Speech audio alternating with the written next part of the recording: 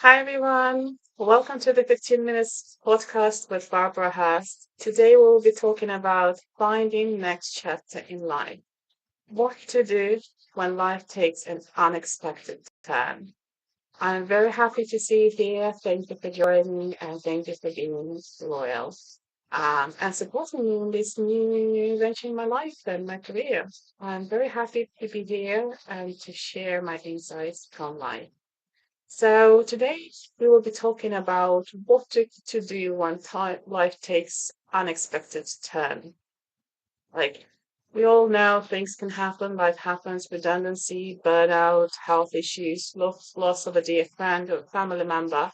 There's so many things that can happen in our lives that knock us out and they just disrupt our normal everyday routines.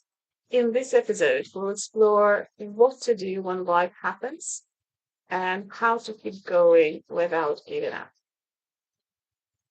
So imagine your life, you live your normal life, waking up, getting everyone ready for school and work, school drop-offs, stressful day at work, school pickup, kids, clubs, societies, things like that.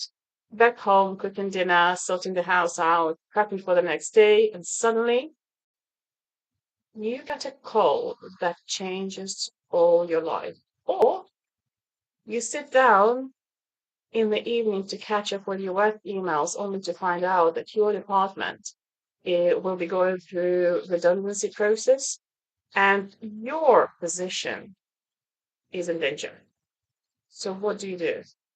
Well, first thing, normally everyone will get that. You get a shock. In the middle of this shock, you might be still actively doing something, like your normal things, routines. You also the context of the situation might make you do quick actions, very decisive actions. For example, whether you need to rush to a hospital to rush to see your dear ones, or in case of redundancy, keep your family functioning. Redundancy or not, kids tomorrow will need to go to school. They will need to have food on the table. The house needs to be sorted, and everybody needs to have clean laundry. You cannot just stop and give up. And very often, stopping and giving and just giving yourself time is a luxury in our busy lives. So you rush to do things while your mind is still has still barely had time to process what actually happened, and you just run until you might cry. So the truth is, your mind and your body do not differentiate whether it's a big or a small threat when it just comes in as a shocking news, for example. And no matter the scale of the shock content, it sends all your body into this fight or flight mode. And you do need time to process it in your brain and ask yourself what has actually happened. Therefore, of course, things that needs to be done, you just go and do that. Depending on how emergent things are. But when the nearest opportunity presents itself, give yourself a little break. Stop. Just stop. Breathe. Let everybody just be shut out somewhere there. Take your quiet moment to sit down and reflect on the following things. First thing, what has actually happened? Think about it. Because our immediate response, our thinking, oh, like it's obvious, some horrible things happened. It does not always come to our brain, to our consciousness. So ask yourself, what has actually happened?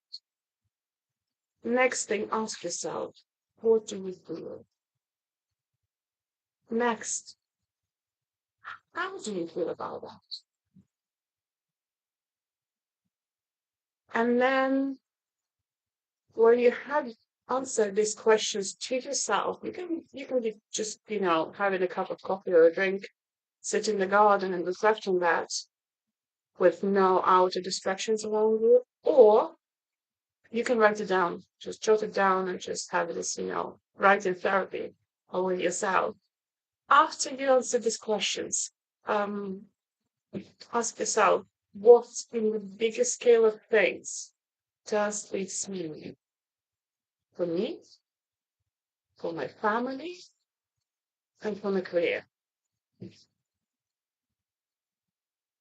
After you sat down and wrote those things down, write two more things for yourself. And I ask you to actually sit down, take a piece of paper or a notebook, anything, and actually write it down. Two things. One thing, what are the most immediate actions I need to take in context of this situation? Are my kids and family members in danger? Do I need to do any immediate paperwork? Do we have enough finances to survive? Think about that. So immediate actions for immediate survival. It might feel obvious, but believe me, when you're in a state of shock, people do very weird actions. And sometimes we do forget about absolutely basic, obvious things. So two things. One thing is, what are the most immediate actions I need to take in context of the situation? And second thing is, what is important in this context to do long term? So think about redundancy. Okay, we need to survive. I need to do paperwork. I need to make sure that I've paid everything. I need to make sure that it's fair, legal, and, if there are any ways to turn the whole thing around, because there is always consultation period for that, do that. That's immediate things. But then think long term. Okay, if I stay in this work, if we manage to turn this whole thing around, what does it mean long term? If the company is suffering and have financial issues, and therefore it has redundancies, chances are, in the current politics, in the current economical situation in the country and in the world, that things will not get fixed with just one redundancy round. So you need to start thinking long term what to do. If that is a loss of a dear friends or family member, very weird question might feel to ask here now, but ask yourself, so what is important to do long term? How my life will be without it? Sometimes these questions are very painful to ask yourself, but they are needed to be. And plan it, write it down. In the moment of trauma, in the moment of shock from bad news, it is difficult to actually put our, thoughts together, even to put them in sentences sometimes. They're just all mind is just spinning, spinning, spinning, spinning, spinning. So make sure you sit down and two things you write down. What is important to do short term, immediately now, and have it in front of your eyes, so you don't forget while being in shock state. And second one, what is important to do long term? Write it down, keep it in front of your eyes, keep it somewhere where it's visible on your fridge, in the car, on the desktop, near computer, anywhere. And the third thing I want you to think about is what, it might sound horrible here now, but what good can I extract of this situation? That might sound ridiculous. I mean, horrible situation happens. What? It's kind of good. What can we talk about, right? But indeed, there is always, to any situation, there is bad side and good side. So what good can I extract from this situation? Basically, what kind of lemonade can I make from these lemons that life have given me? It might be new life. It might be new place to live. Let's say something happened to your house. It's awful, it's horrible, it's traumatic, but it's also a new beginning. Try to wire your mind into that focus, like, just focus on this good part, on the third part. What good can it extract from this situation? What good can it bring? New life, new place, new format of living, new exciting career plan. I mean, if you, for example, work in certain sector where it's a lot of redundancies and you can see that, let's say AI is coming in and many people get laid off because it's like, epidemic of automations and everything. Think about it. What exciting can you do about that? Maybe you always wanted to try a different career path and you were just stuck in this schedule, in this, rat race, doing the same thing, same thing, same thing. It might be not the same money to start with, but it gives you a chance to explore a different world. And who knows, it might bring you insights you would never have imagined. And related to that, as I promised, I want to share with you um, a book that cheered me up when I faced burnout, when I had to quit job and just had time just to recover and a lot of stressful things in my life. So the book is called You Want Fries with That? It's by just a second. Oh, Alexander Krylo. I always struggle to pronounce his last name. So yes, um, this is the book that inspired me and encouraged me when things were tough for me. Just to look at things differently. This is a story about a guy, a white collar marketing. I think he was a director of marketing agency, if I remember right. So um, he faced burnout and he just, stopped working and decided to change his life. So sometimes he was at home and then he was like, okay, I need to earn money. Life goes on. My wife is working. I also need to find out how to earn money. So he started doing like, those most low paid jobs, like pizza delivery, working in fast food, hence the phrase "you want fries with that." And actually, he was looking at it as a new experience in life. What can I learn? He was looking for himself, looking for what else he can do in life. And he is writing this book with such a lot of sense of humor, and he's showing you the inside of each of the professions he was trying to do. That you get a different insight about life of other people and people who are working in different careers. And also, he's doing this deep inner analysis of himself, what was bad about his own career and profession, why he faced burnout, and he's just rethinking the whole life, basically. I will not give you a spoiler what the book ends with.